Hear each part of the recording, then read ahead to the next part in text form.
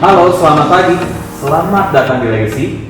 Legacy merupakan sebuah komunitas orang-orang berjiwa muda, penuh semangat untuk belajar, bertumbuh dalam setiap aspek kehidupan. Visinya Legacy adalah mencetak 1000 pemimpin di tahun 2030. Misinya Legacy adalah membawa banyak orang untuk mempunyai hidup yang penuh. Pada kesempatan kali ini, kita akan sama-sama mendengarkan speaker yang luar biasa. Selamat belajar, selamat menghidupi, dan tetap semangat.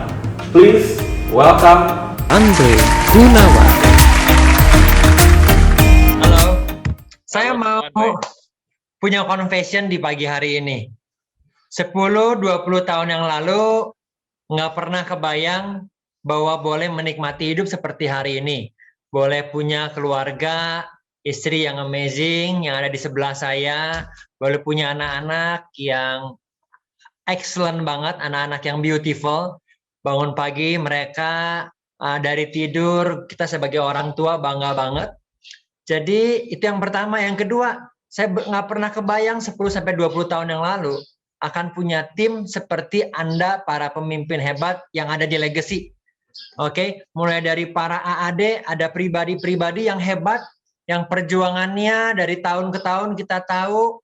Udah lama gue nggak ngelihat udah lama nggak ngobrol di kantor sama Ko Wendy. Coba apakah ada Ko Wendy? Saya mau say hi sebentar. Flo, apakah ada Ko Wendy dan Flo? Hai Ko Wendy. Halo Andre, halo Andre. Hai. Teman-teman, Wendy itu Legacy Person of the Year tahun 2019 ya Wen ya. Oke. Iya benar. Benar. Oke, jadi perjuangannya Wendy sama Siska sama Flo kita dengar, dan karena kita jarang ketemuan di kantor, so teman-teman saya rasa perlu tahu nih salah satu adik kita yang paling membanggakan yang kita punya yaitu Ko Wendy. Tepuk tangan buat Wendy dong teman-teman. Oke. Nanti someday teman-teman boleh kenalan, boleh minta leadernya, pengen dengerin dong sharingnya dari Wendy. Oke. Dengan senang hati. Senang hati. Wow. Lagi di mana lu, Wen? Lagi di rumah Andre. Oh, gue pikir backgroundnya kayak lagi di tempat main anak. Oh, ini backgroundnya ini Kohandoyo. Perlu saya terjemahin kok, Andre? Nggak usah, it's okay. Oke. Oke, pokoknya inilah Vinditelnya Legacy ya, Bapak Wendy Nugraha. Oke. Nah, kita punya AD yang hebat, kita punya AD yang luar biasa, bahkan sampai LAD yang ada di Legacy. Dan sebuah kebanggaan kita boleh bareng-bareng di hari ini, Juni tahun 2021, tahun yang seru banget, tahun yang saya tahu akan berkesan buat Anda dan buat saya. Wow. So hari ini kita akan sama-sama belajar tentang yang namanya the purpose of work. Nah, tahukah Anda bahwa in your lifetime, dalam kehidupan Anda dan saya akan spend 150.000 jam untuk bekerja. 40% hidupmu adalah di bisnis atau di pekerjaan. Oke, itu yang kita lakukan. That's why kita put effort, that's why kita belajar edukasinya, that's why kita maknai dengan luar biasa. Karena 40% bos, hidup kita ada di pekerjaan. Bekerja bukan hanya kebutuhan kita untuk mencari uang tentunya, tapi bekerja mendefinisikan hidup kita, menggambarkan hidupmu, mendominasi, bahkan mengidentifikasikan. That's why hari ini kita perlu sama-sama belajar, dan ke depannya buat setiap dari kita tahu bahwa kita perlu punya makna yang benar. Karena 40% waktu kita adalah di pekerjaan. Oke. Nah, ada sebuah survei bilang, saya akan share PowerPoint yang akan dibantu oleh istri dan anak saya di sebelah yang lagi mencoba ini gimana caranya ya. Oke. The purpose of work. Nah, slide-nya dibikin oleh anak saya, Kayla. Thank you ya sayang. Oke. Nah, ada sebuah survei.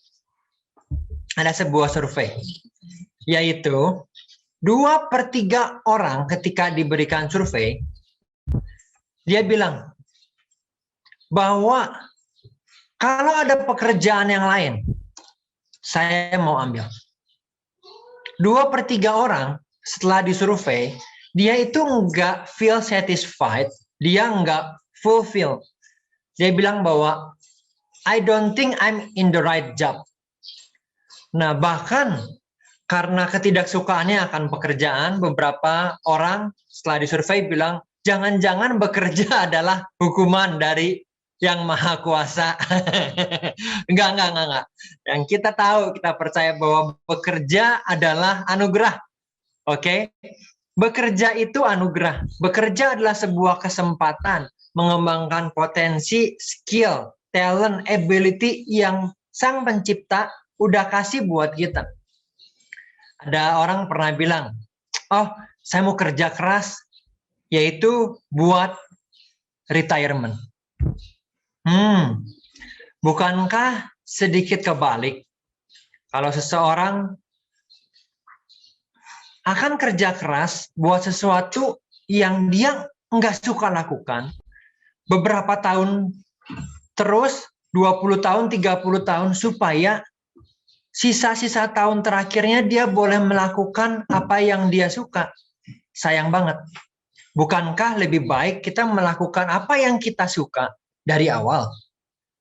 Apa enggak kebalik? Kalau kita menggunakan tenaga yang paling terbaik hari-hari ini, energi yang terbaik, kesehatan yang terbaik, kalau kita untuk pada akhirnya ngelakuin yang kita nggak suka, sayang banget. Karena apa? Karena kita akan kehilangan waktu, kehilangan tenaga, kehilangan energi. Jadi saya strongly believe there must be a better reason kita bekerja keras daripada sekedar untuk retirement. Nah, hari ini Andre akan ceritain bahwa ada 6 purpose of work. Tapi sebelum itu ada sebuah video yang ngasih contoh. Kalau Anda merasakan ini, Anda sudah boleh untuk berpikir pekerjaan yang lain, ya. Oke, ada sebuah video, kita akan lihat videonya bareng-bareng. It'd be hard to know when you need a new job. As a rule, if you hate going to work every day, it may be time. If you hate going to work and your coworkers don't respect you, hey, dummy, it may be time. If you hate going to work, your coworkers don't respect you, dummy, and you always wish you were somewhere else, it may be time. If you hate going to work, your coworkers don't respect Hey, you, dummy. you wish you were somewhere else, and you cry constantly, it may be time. If you hate going to work, no one respects dummy. you, you wish you were somewhere else, you cry constantly, and you daydream of punching small animals, oh dear, it may be time. If you hate going to work, no one respects you, dummy. you wish you were somewhere else, you cry constantly, you daydream of punching small animals, and you sit next to this guy, it may be time. If you make loads of money, it may not be time. But if you make loads of money, you hate going to work, no one respects dummy. you, you wish you were somewhere else, you cry constantly, you daydream of punching small animals, and you sit next to this guy.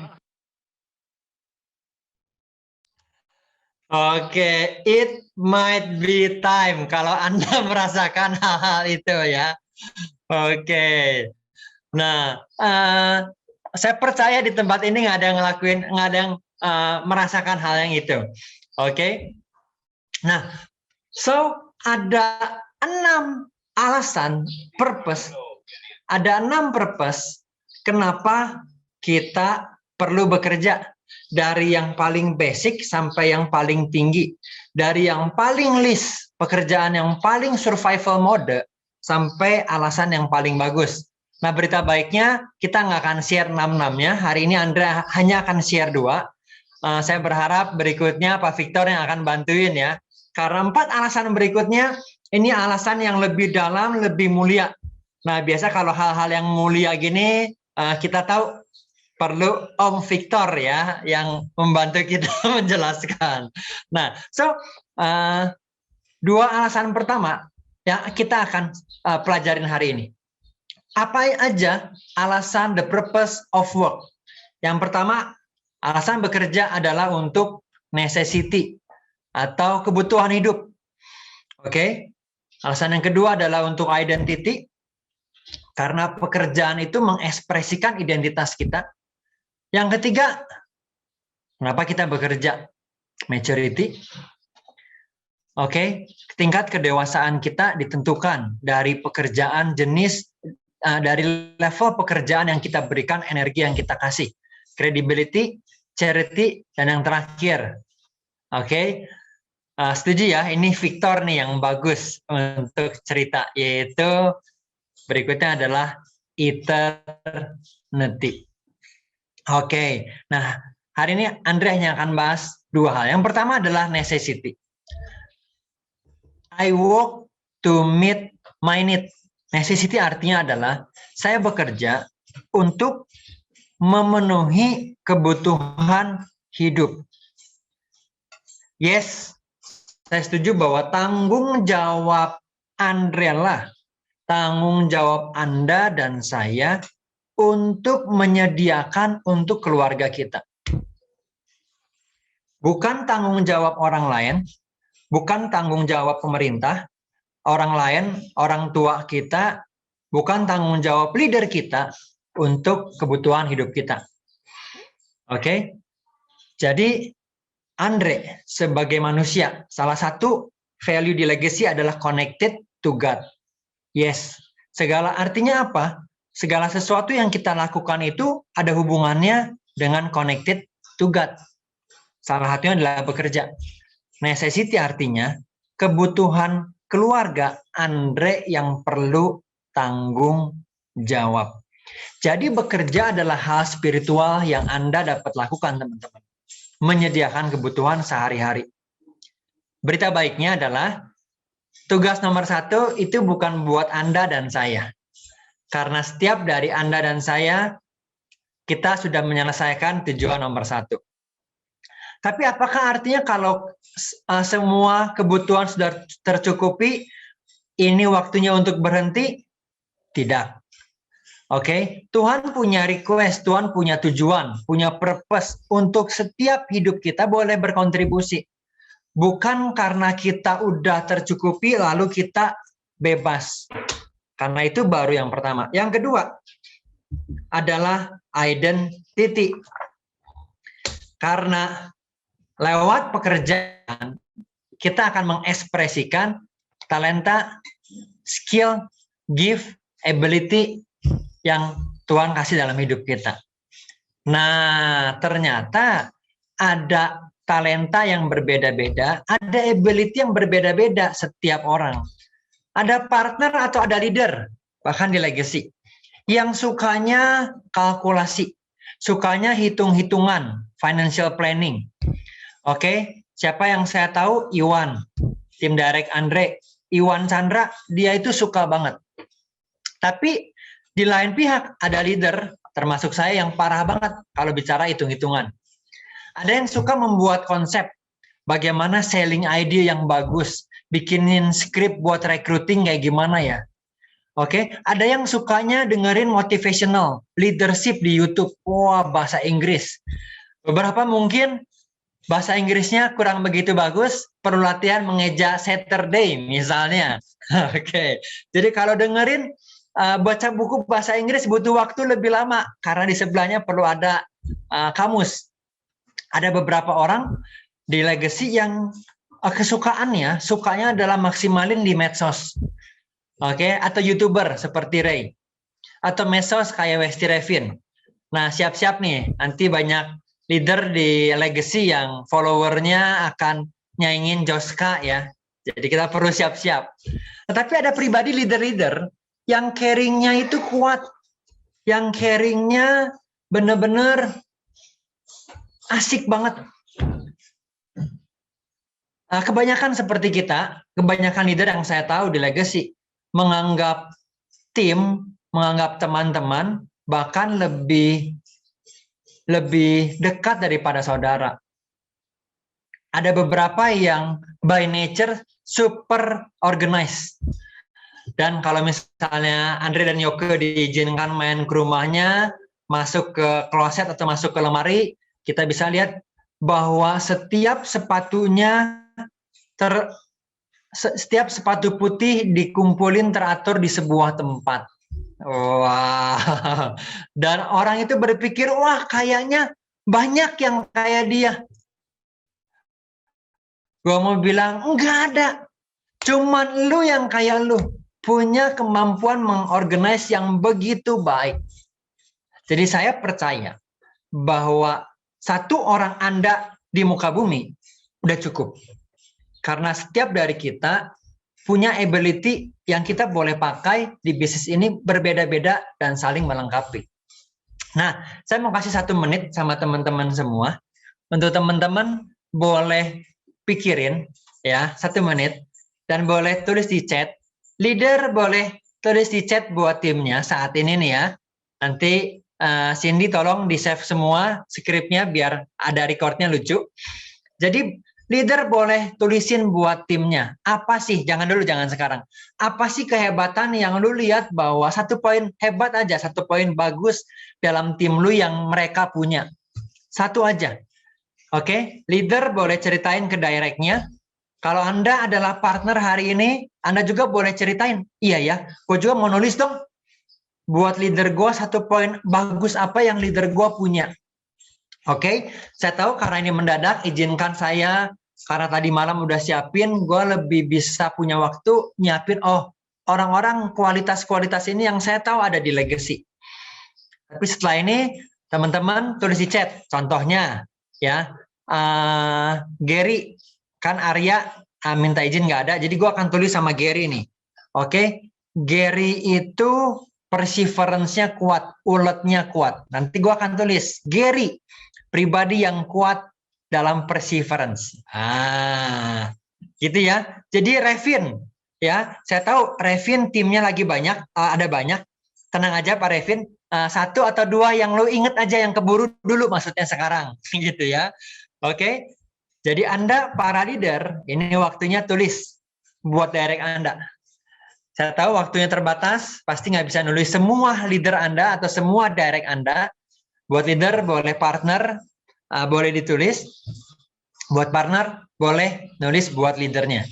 Jangan sekarang, oke? Saya kasih waktu 1 menit. Sebelum 1 menit, saya akan ceritain beberapa kualitas bagus, ability bagus yang ada di leader-leader di partner Legacy. Persisten, kreatif, oke? Wih, orang tua banget, orang tua kehidupan banget. Anda boleh pikirin, siapa tahu ini nyambung. Mau pikir yang bebas, yang menurut Anda spesifik, lalu Anda rasakan buat tim atau buat leader Anda juga boleh. Wah, dia people person banget. Leader gua ini ya, tim gua ini leader builder. Oke, dia itu membangun kehidupan, mengayomi, submit. Oke, wah dia itu orangnya integrity banget. Visionary, rendah hati, jujur, dapat diandalkan. Oke, wah dia itu komunikator sejati nih. Oke, motivator. Oke. Atau Victor, menurut gua Victor ini pemimpinnya empati. Kalau bicara soal empati, pemimpinnya Victor. Dia itu, atau orang lain bilang, tim gue itu networking banget, networker banget. Result orientation. Dia itu couples goal banget. 1 menit dari sekarang, teman-teman boleh pilih, boleh renungkan, dan setelah mendapatkan, langsung tulis di chat. Waktunya, tenang aja, saya kasih waktu 1 menit. Silahkan berpikir. Tenang. Silahkan tulis. Kalau udah dapat, boleh tulis di chat langsung ya. Tulis namanya buat siapa, langsung silahkan tulis. Oke.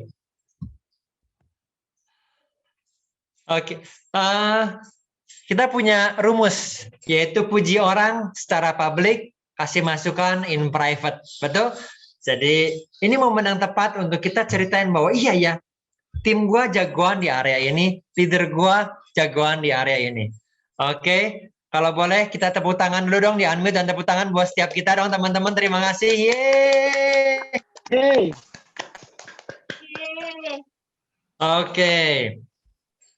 So, ini hints-nya ya.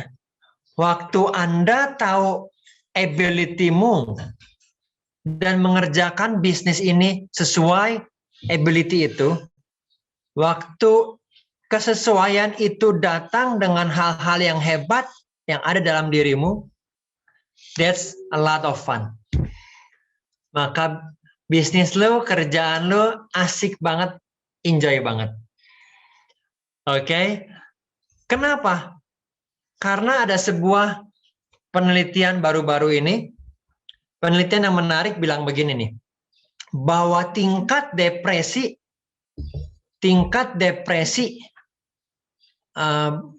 bukan yang depresi ada sebelumnya, sebentar. Oke, terus mundur. Oke. Nah, tingkat depresi meningkat, research bilang meningkat seperti nggak pernah sebelumnya.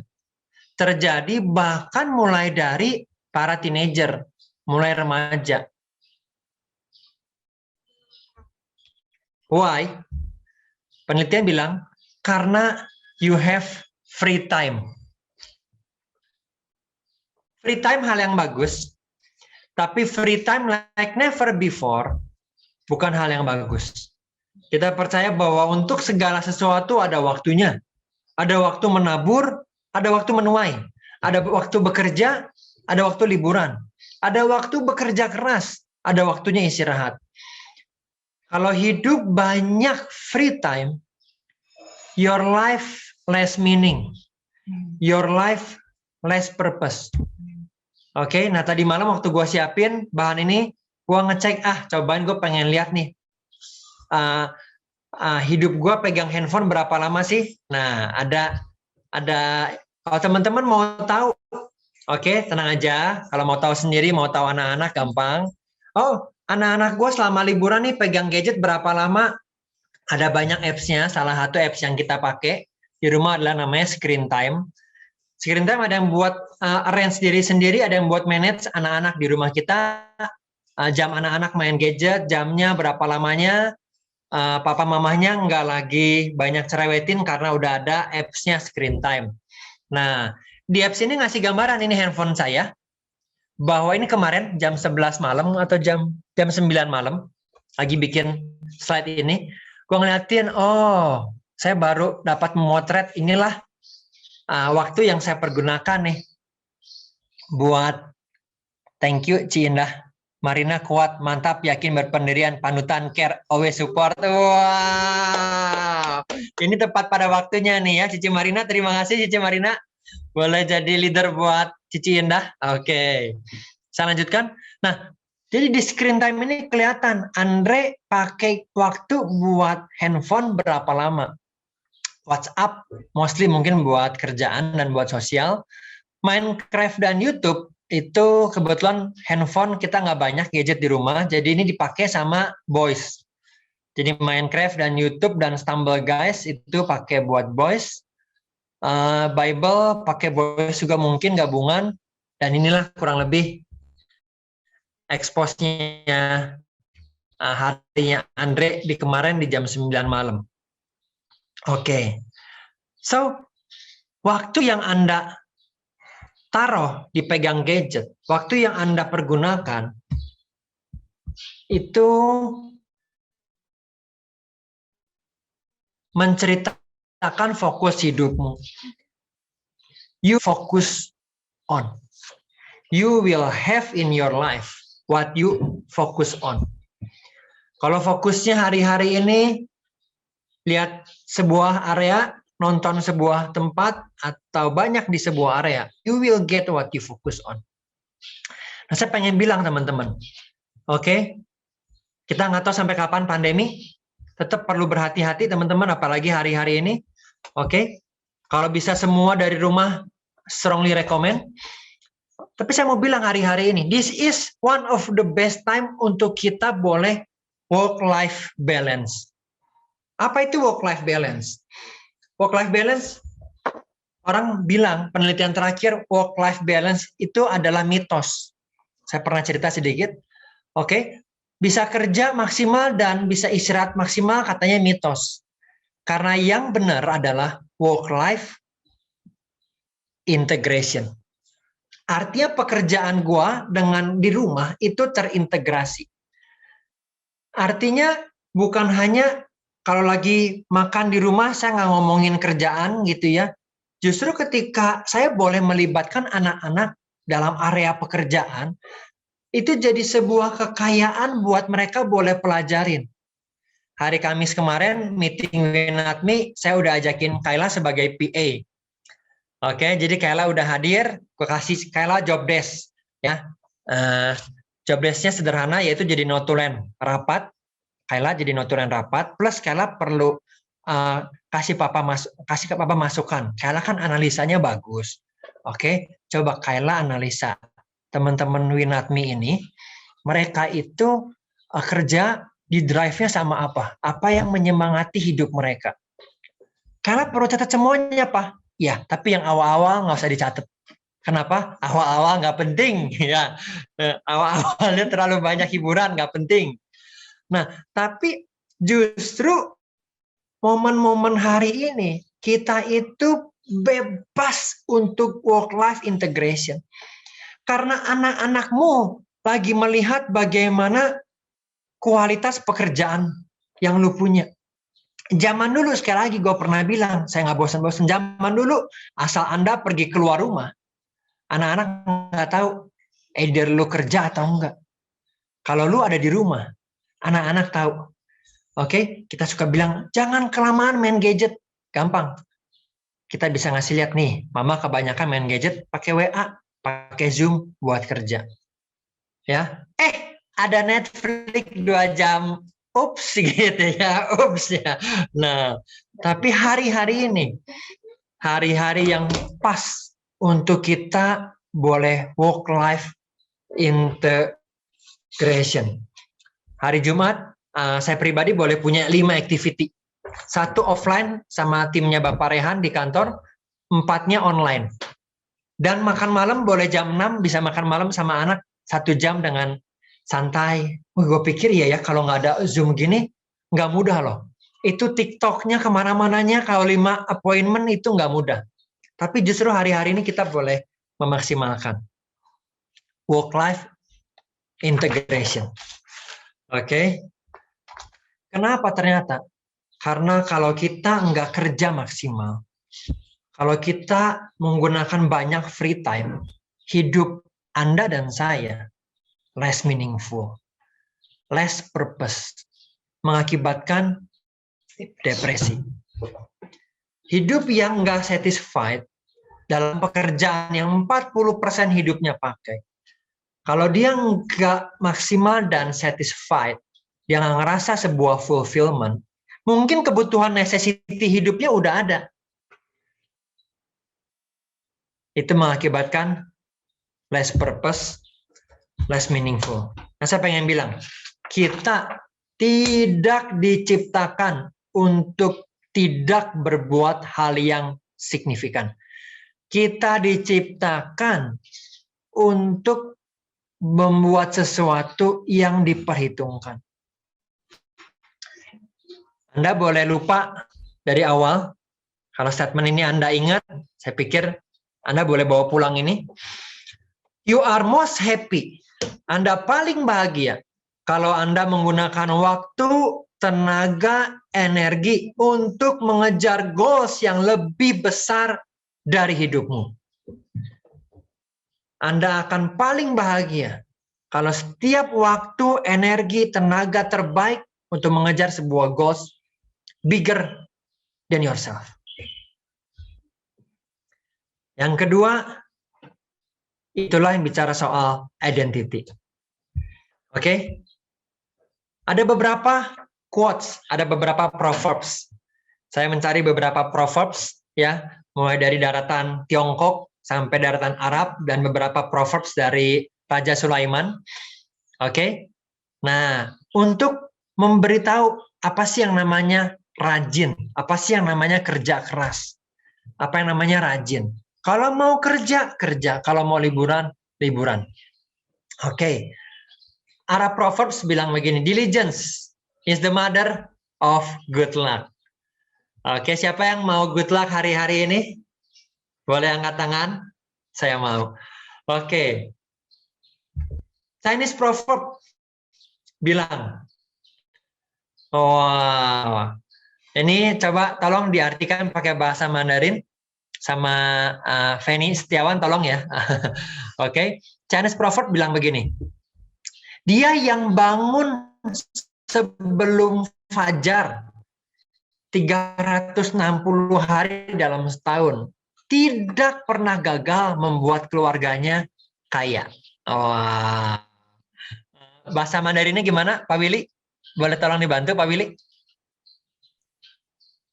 Udang sancan matahari panon poe muncul moal nyieun keluarga maneh miskin gitu tah. Cianjur Empire tidak mengecewakan ya. Identitasnya memegang tatanan Sunda dan peradaban muka bumi ini hebat ya. Civilization itu ada di Sunda Empire loh. Hebat. Terima kasih Pak Willy. Oke, Proverbs yang berikutnya. Oke. Yaitu tangan yang lamban membuat miskin. Tetapi tangan orang rajin menjadikan kaya. Jadi kaya itu adalah hal yang baik. Bahkan Tuhan nggak menentang kekayaan. Oke, tangan orang rajin, proverb yang lain dari Salomo bilang bahwa tangan dari Sulaiman, tangan orang rajin memegang kekuasaan. Tetapi kemalasan mengakibatkan kerja paksa. Orang-orang yang enggak rajin, terpaksa dia kerja paksa. Waktu ada cicilan mau jatuh tempo, waktu anak baru sekolah, dia kerja terpaksa. Aduh, ini soalnya ada cicilan. Oh, ini ada kebutuhan. Jadi dia kerja karena memang enggak rajin. Sharing pertama kita di LU30. Saya tahu ada pribadi-pribadi yang hebat. Sharing pertama kita, sebelum kita ajarin banyak hal sama para LU30, poin pertama yang kita ajarin adalah yang namanya kerja keras. Oke, proverb berikutnya. Ini dari mancanegara kita kumpulkan. Orang malas tidak akan menangkap buruannya. Tetapi orang rajin akan memperoleh harta yang berharga. Wah, ternyata orang rajin bukan hanya akan mencapai atau mendapatkan buruannya. Entah itu goals mau ke London, entah itu mau punya tim yang banyak, membangun hidup yang banyak. Tapi lebih dari itu. Oke, lebih dari itu. Orang rajin akan mendapatkan possession yang berharga. Proverb terakhir. Hati si pemalas penuh keinginan. Wah, penuh. Pengennya banyak. Kemauannya banyak. Oke, hati si pemalas. Tetapi sia-sia. Sedangkan hati orang rajin diberi kelimpahan. Prosperity ada di hati orang rajin. So, enggak tergoyahkan. Apapun yang kita kerjakan, kalau kita mau berhasil, sukses, prosper, maka rajin adalah salah satu ingredient yang perlu ada. Rajin buat apa, Andre, hari-hari ini? Nah, saat ini saya minta ada satu orang testimoni, directnya Andre, oke, untuk boleh Ibu Vika Magdalena ini menceritakan apa sih baiknya, apa sih pentingnya ada di bisnis prudensial. Apa pengaruhnya buat beliau dan buat keluarga apa sih yang dia alamin? Ada di bisnis prudensial. Saya berharap ketika kita tahu, kita akan punya reason, purpose yang bagus boleh ada di bisnis ini.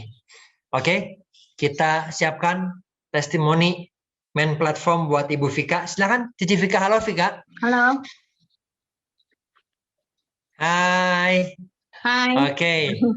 Nah, kita pengen banget dengerin testimoni dari Vika. Semenjak tahun ini kayaknya ini pertama kali Vika boleh punya waktu untuk share, dan saya rasa apa yang Vika alamin punya reason, punya purpose yang kuat banget, yang jangan-jangan terlalu sayang kalau Vika nggak share sama teman-teman di Legacy. Oke, so semua teman-teman, mari kita sambut dengan tepuk tangan Ibu Vika Magdalena. Yeay. Ya, halo semuanya. Ya, teman-teman, perkenalkan nama saya Vika. Sebelumnya mau cerita dulu, flashback sedikit, 2008 itu tahun yang mengubah hidup saya.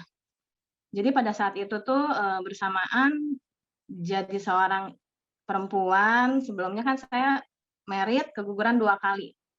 Nah, sempat di vonis dokter, oh ini susah nih punya anak segala macam. Tapi di 2008 itu Tuhan izinkan saya tuh bisa hamil. Senang banget yang pasti jadi perempuan tuh bisa punya anak. Tapi di waktu hamil saya 7 bulan, suami saya tuh tiba-tiba kena sakit yang tiba-tiba tuh lagi jalan, nggak ada keluhan apa-apa, tiba-tiba jatuh, bisa berdiri lagi. Tapi nggak lama ngejalar ke belakangnya tuh, tulang belakangnya itu sakit semua. Nah, pas dicek ke dokter, ternyata dokter bilang suaminya kena tumor tulang belakang. Nah, itu cukup langka karena cuma 1 dari 1 juta orang yang kena penyakit begitu. Akhirnya di situ saya ngerti, waduh, kenapa bisa begini ya? Tapi kan hidup terus berjalan. Dokter cuman bilang siapin duit, pertama tuh 500 juta. Dia nanya, punya duit nggak di 500 juta? Saya bilang, hah 500 juta? Waktu itu saya umur 26 tahun, suami saya umur 30 tahun. Pada saat itu mikir 500 juta. Jadi buat saya gini ya, teman-teman, nggak pernah kita nyiapin duit itu buat berobat. Buat ngobatin penyakit yang nggak murah lah ya saat itu. Akhirnya saya bersyukur ketemu dokter itu. Dokter di Boromius nyadarin saya tentang asuransi. Dia sempat nanya, punya asuransi nggak? Saya bilang nggak punya, Dok. Nah, di situ saya sadar pentingnya punya proteksi. Cuman sayangnya waktu itu kan nggak ada, dan asuransi itu cuma bisa diambil pada saat orangnya sehat gitu ya.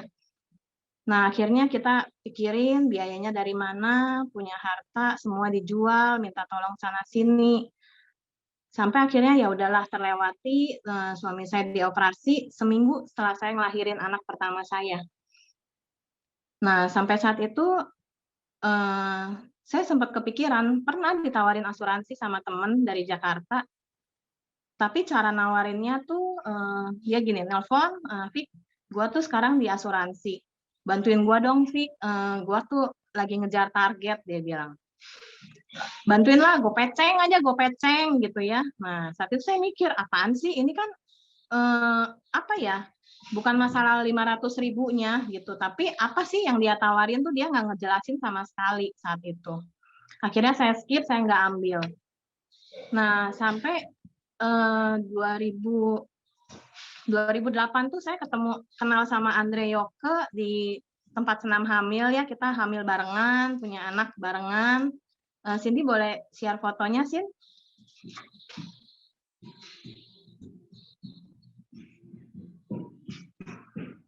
Nah, ini Andre Yoke. Ya, masih unyu-unyu banget nggak tuh? Saat itu ketemu Andre sama Yoke 2008. Hamilnya barengan, bener. Kayla tuh sama Brian cuma beda 3 hari ulang tahunnya. Nah, terus ketemu lagi, ini tuh anak-anak udah umur setahunan karena saya sempat lost contact, ngurusin David sakit. Akhirnya ketemuan lagi, sempat ngobrol sama Andre. Andre tuh ngasih tahu tentang apa ya, value di kerjaan gitu. Dia udah di Prudent, dia bilang dia enjoy di sini. Nah, di situ saya sempat skip karena fokus ngurusin anak. Nah, sampai ketemu lagi tuh di 2012 ya. 2012 baru saya join lagi. 2012 saya join, ketemu lagi sama Andre Oke. Di situ saya mau dibentuk, mau ngikutin sistem, sampai akhirnya 2014 tuh Tuhan kasih saya mujizat, saya boleh punya anak kedua. Nah, di situ saya ngerasain, wah seneng banget ya, Tuhan tuh waktu saya hamil anak pertama tuh benar-benar, saya tuh kondisinya tertekan, sibuk ngurusin suami, jadi sama sekali nggak nikmatin hamilnya saat itu. Pas dikasih lagi mujizat anak kedua, itu ngerasanya seneng banget, karena yang pertama, David tuh divonis dokter nggak akan bisa punya anak lagi. Tapi Tuhan luar biasa, kita dikasih kesempatan, kita boleh punya anak lagi. Sampai hidup happy lah ya, punya anak kedua. Sampai tahun lalu tuh sakitnya David tuh kumat lagi. Di situ saya sempat down banget karena kita ke dokter ke sana sini tuh nggak pernah ketemu yang bisa gitu. Mereka selalu jawabnya, aduh, kayak kita tuh kayak dioper-oper dari Shanghai, dari Penang ke Shanghai, dari Shanghai ke Jepang, ke Itali, pokoknya nggak ada titik temunya sampai akhirnya kita memutuskan ya udahlah, kita doa, akhirnya Tuhan pertemuin sama Prof Eka. Kita ketemu Prof Eka, Prof Eka bilang gini, oke, siapin duit karena satu-satunya jalan ya dioperasi, nggak ada cara lain ya harus dioperasi. Di situ saya sempat bingung harus dari mana lagi duitnya gitu ya.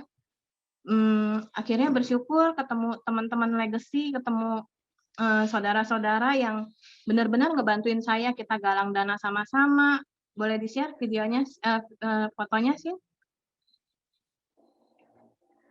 Nah, ini kita galang dana sama-sama buat David. Dari Kita Bisa, saya dibantuin sama teman-teman di legacy.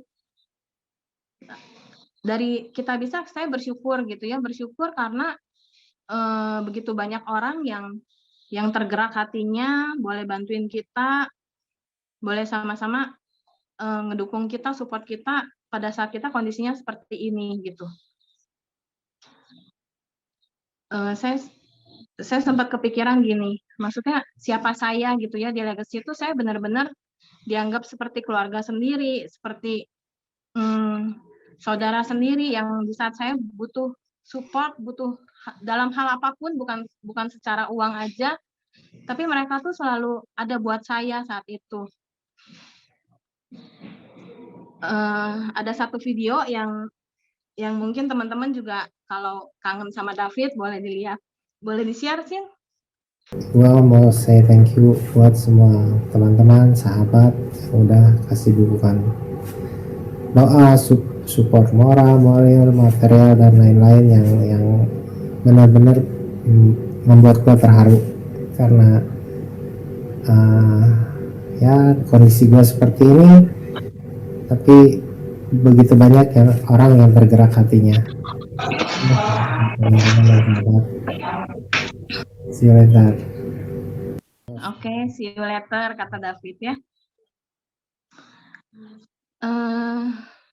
Saya bersyukur ada di legacy karena 9 bulan ya saya ngurusin David tuh benar-benar full, nggak urusin kerjaan sama sekali, tapi income tuh ditransfer terus gitu ya. Saya bersyukur, saya mikir kalau saya di kerjaan tempat lain nih, wah kayaknya udah dipecat nih, apalagi kondisi pandemi kayak begini ya.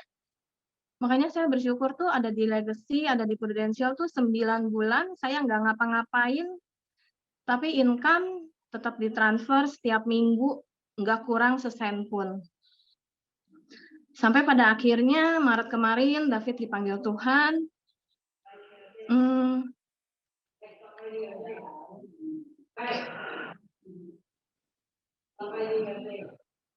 Nggak mudah buat saya ngelewatin hari-hari ya. Saya punya 2 orang anak, tapi saya bersyukur kalau teman-teman di legacy itu selalu support saya dalam keadaan apapun. Eh,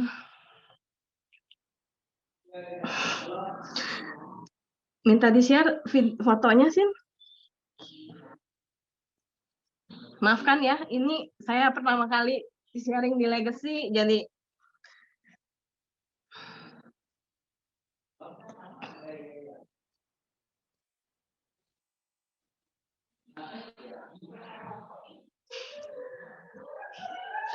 Maret kemarin kita urusin surat kematian, ngurusin klaim David.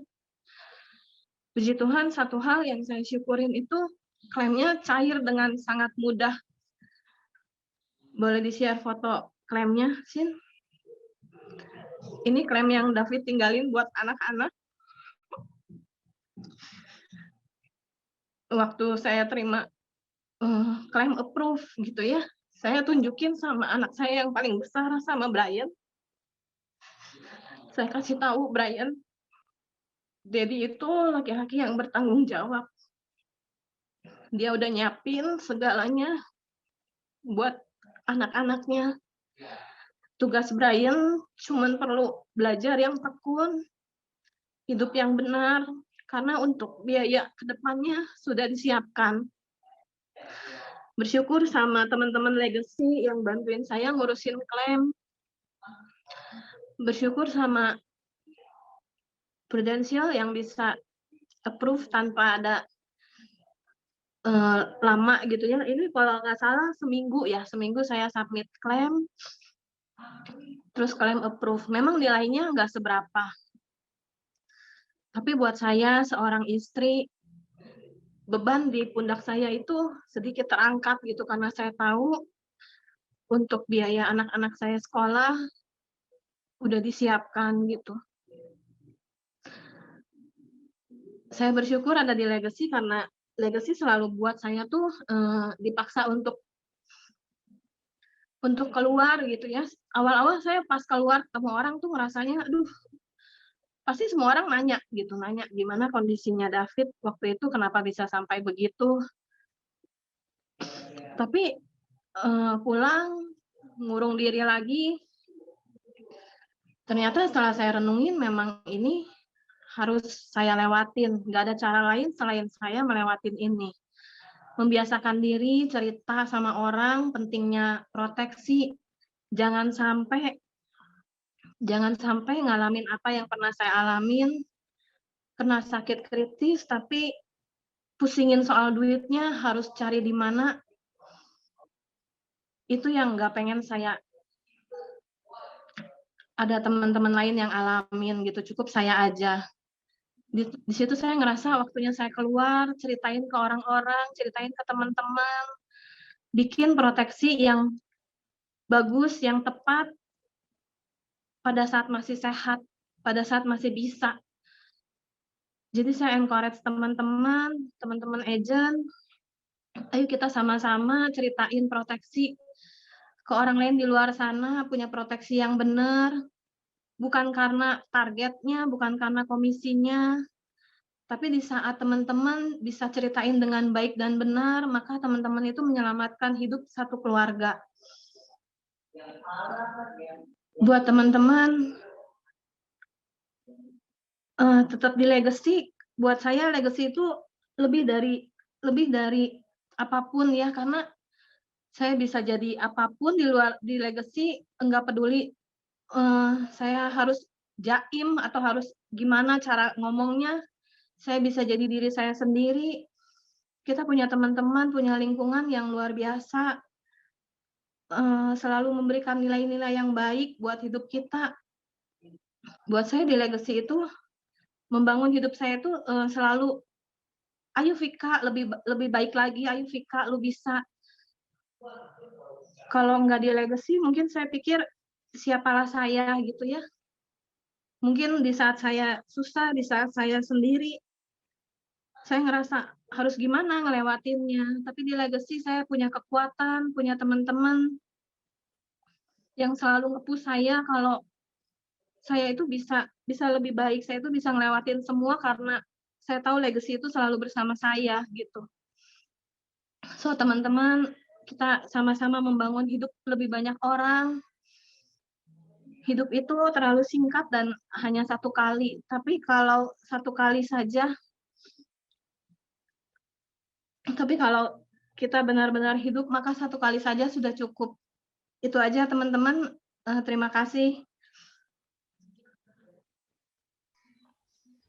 Teman-teman boleh kasih apresiasi yang terbaik dong buat Ibu Vika. Terima kasih Cici Vika. Itu buat ceritanya. Thank you ceritanya Vika. Thank you Vika. God bless. Ya, David bangga Vika. Terima kasih Vika. Thank you semuanya. Thank you Vika. Oke. Tidak pernah mudah karena kita ada di bisnis yang memang kita perlu pindahin fokus spotlight-nya bukan buat hidup kita. Fokus spotlight-nya ketika kita kerja, ketika kita bantu orang, ketika kita bangun hidupnya orang. Spotlight-nya bukan di hidup kita tapi di hidupnya orang lain. Ketika kita ketemu, bikin janji ketemuan, dapat respons yang nggak bagus, saya tahu akan ada yang namanya pain. Akan ada yang namanya sakit, kecewa, aduh kok hasilnya belum seperti yang gua mau. Apakah ada orang yang suka yang namanya pain di sini?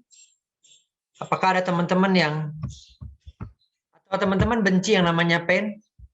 Apakah suka atau benci? Boleh tolong tulis di chat. Apakah Anda suka pain atau apakah Anda benci pain? Nggak suka bener. Kita nggak suka pain. Kita benci. Tapi tunggu sebentar. Ada orang-orang yang suka pain ketika dia perlu ikut maraton 42 kilo. Itu painful yang berat sekali. Ada orang-orang yang naik panjat gunung tinggi banget. Itu pain. Ada orang-orang yang nge-gym, ya, bodybuilding begitu kuat, olahraga, itu pain. Ternyata yang orang nggak suka adalah pain without purpose. Ketika melahirkan, nggak suka, sakit. Tapi kenapa orang pilih pain yang tadi? Karena pain yang tadi adalah pain with a purpose. Nah, saya mau pastikan bahwa Anda dan saya, kita perlu ngalamin delay. Kita ngalamin penundaan dari apa yang kita mau. Kita ngalamin proses. Tapi di tempat ini, Anda lakukan yang benar. Kita akan punya pain with a purpose. Yes, yang kadang-kadang nggak mudah adalah berbeda kalau kita nge-gym, 1 minggu, badan udah lebih kelihatan. Oke, hasilnya udah lebih ada. Tapi seringkali perubahan-perubahan yang besar nggak terlihat hanya dalam waktu 1 minggu. Jadi teman-teman, kita semua, kalau apa yang kita lakukan hari-hari ini boleh bikin impact sama seperti Vika. Bayangkan kalau Anda akan ketemu dengan banyak orang yang entah 5 tahun lagi, 7 tahun lagi, 10 tahun lagi, di depan sana hidupnya mereka pasti akan ngalamin entah dia, entah keluarganya dia akan meninggal, akan kena sakit kritis. Sakit kritis mungkin enggak. Sebagian kecil orang langsung tidur, langsung dipanggil Tuhan. Tapi tingkat mortality rate sampai hari ini masih 100%. Jadi kalau apa yang Anda lakukan, apa yang lu invest ketika mulai dari hari ini, ketika hari Senin mulai bikin telepon, hari Selasa telepon, spotlight-nya jangan bikin di pain-nya Anda, tapi kasih spotlight-nya ke tujuan. Kasih spotlight-nya ke anak-anak lu. Kasih spotlight ke apa yang lu tahu bahwa tahun ini lu punya sebuah goals yang lebih besar dari hidup Anda. Kasih spotlight-nya ke tujuan yang Anda mau kejar. Lupain sejenak. Udahlah, cobain aja. Karena ada orang-orang di luar sana yang akan ngalamin seperti Vika. Kebetulan hari ini Vika boleh cerita. Kenapa saya minta Vika cerita? Karena sharing is healing. Karena ketika lu cerita, itu healing. Ko William bahkan minta Vika cerita yang banyak. Oke, sharing is healing. Ada orang-orang di luar sana yang akan ngalamin seperti apa yang mungkin Vika alamin. Pertanyaannya, waktu mereka ngalamin itu, apakah kita sudah melakukan tugas kita yang terbaik? Apakah kita udah dengan sepenuh tenaga ceritain, baik itu bantu dia punya perencanaan keuangan yang bagus, rekrut dia supaya tahu bahwa ada waktunya mungkin kayak Vika 1 tahun. Vika dengan mudah merekrut calon adik, ponakannya punya pacar. Ketika ponakannya punya pacar, lihat Civika, income-nya Civika berapa? Vika ceritain 40 juta kalau nggak salah ya, Vika. Vika ceritain 40 juta, gitu ya.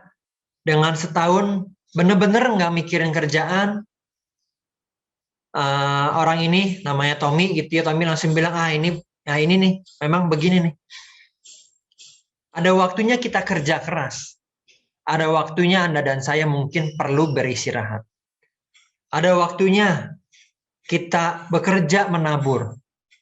Ada waktunya mungkin suatu hari kita perlu rehat sejenak, menjaga keluarga yang kita sayang.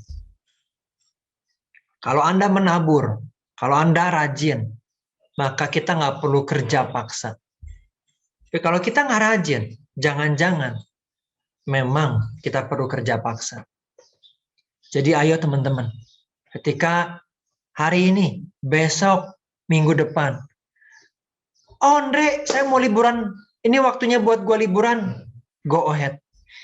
Anda yang paling tahu, lu yang paling tahu, apakah hari ini liburan, atau hari ini perlu kerja. Apakah hari ini membangun, ataukah hari ini perlu rest. Terima kasih Cici Vika, ngasih makna bahwa di bisnis ini, kita akan ngalamin pain with a purpose. Yes, kita punya proses. Yes, kita akan ngalamin penundaan dari goals yang kita mau. Tapi kita bareng-bareng, Anda dan saya, jadikan tahun 2021 tahun yang bermakna, yang lu inget. Tahun ini tahun yang Anda ingat, karena di tahun ini lu kerja keras, lu membangun, lu effort luar biasa. Saya tahu buat Westi Revin, tahun ini nggak akan terlupakan. Buat setiap teman-teman yang promosi, tahun ini nggak terlupakan. Kita naikin standarnya kita. Kita tingkatin lagi waktu yang kita mau. Apalagi hari-hari ini, saya rasa ini hari-hari terbaik untuk kita boleh work-life integration. Terima kasih buat hari ini teman-teman. Saya berharap apa yang kita share, apa yang kita upayakan, boleh ngasih Anda sebuah kekuatan yang baru. Memperlengkapi Anda. Kalau Vika boleh ada, kita perlu realize bahwa di bisnis ini, kita pain with a purpose. Thank you banget semuanya. Saya kembalikan sama MC yang luar biasa. Selamat pagi.